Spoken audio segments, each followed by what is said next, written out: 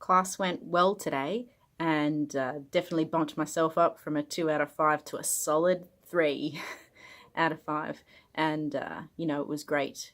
As I think I've mentioned before, being around students always gives me a bit of energy, but still there's a lot on my plate. I really don't want all of these vlogs just to be me saying, gosh, I'm tired, I have a lot to do on repeat. So I am going to make a big effort to find other things to talk about. And the thing that I just stopped by here to really say was that following up from my class today, what I'm left with is this overwhelming urge to keep doing work related to that class, especially because my students in that class are doing individual learning projects. And that means they all have their own inquiry topics that they're researching. So there's 33 of them, 33 different inquiries. And when we go to class, a lot of them are asking me questions about their inquiry, asking for tips, asking my thoughts about what they're finding in the research. And in an ideal world, I'd be able to come back now and spend a whole heap of hours following up on that and finding more resources for them, finding things to connect them with in the world of scholarship or policy or literature, text, culture, all of that stuff. And I have spent a little bit of time doing that now,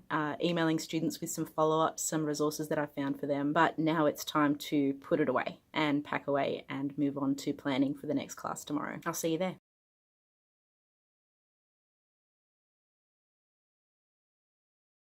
Just on my way to class, and I thought I'd shoot a quick video because I'm pretty sure last time I checked in I said no more complaining about how you don't have time to do things and you're very, very tired. But I'm very, very tired, and I don't have time to do things like record reflection vlogs. How do other people fit it in?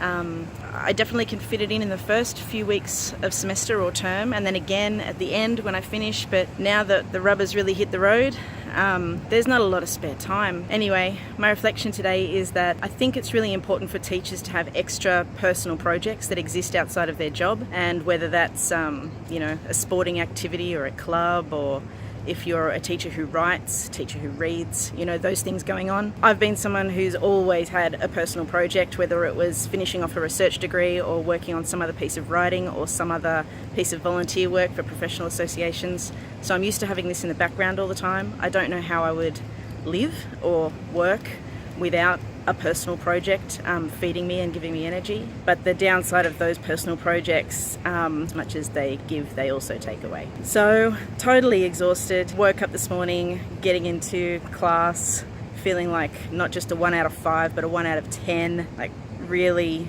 just worn out. And at that point in the semester where you're thinking, how can I possibly get through the next few weeks if it's all going at this pace? But even just now walking to class, my mood's starting to improve. I can imagine them up there waiting for me, so let's go do it. When people ask me what it takes to be a good teacher, I often forget to mention that it's very important to have a bladder of steel. I was teaching earlier today and I realised at the start of the class that I needed to go to the toilet, but it doesn't matter because you're teaching, and then I just keep forgetting or having something else to do. So it's the afternoon, going home time again, and I think I need to go. It's the end of week 5, Friday afternoon, and next week a lot of the classes aren't on because the public holidays mess things up, so a lot of classes get cancelled and made up somewhere else. We're doing digital versions of classes instead. Then we have a 2-week break here because the Commonwealth Games are on. We normally just have a 1-week mid-semester break, so it's an absolute blessing to be coming up to a 2-week break. And I'm really thanking myself for only planning to make these reflection videos for the first 3 weeks of the semester. It's week 5 now, and one of the things I'll do tonight or on the weekend is actually put together my week 3 reflection vlog, which has been sitting on my to-do list. There's just no way that I could have done a weekly video reflecting on my practice at university beyond that week 3 mark. So any of you out there who are running programs for teacher development or teacher mentoring or teacher extracurricular, volunteer, leadership, special, secret, amazing program work, I just really would urge you to keep in mind that even those of us who love reflecting and who love having special projects and who really relish the chance to try out new media and try out new things, even we are completely worn out by week 5 of any program and getting overwhelmed by our own teaching work and to-do lists. So from now on, I'm aiming to just make this into a reflection capture for these weeks. I'll do another reflection capture of the few weeks that come after the mid-semester break. And then I think I'm aiming for more of a formal reflection video that models what I might get my pre-service teachers to do for their portfolio work for their type of accreditation, something that more formally steps through the 4R model of reflection by Ryan and Ryan's. Anyway, it's Friday night. I am so looking forward to going to sleep tonight. See ya.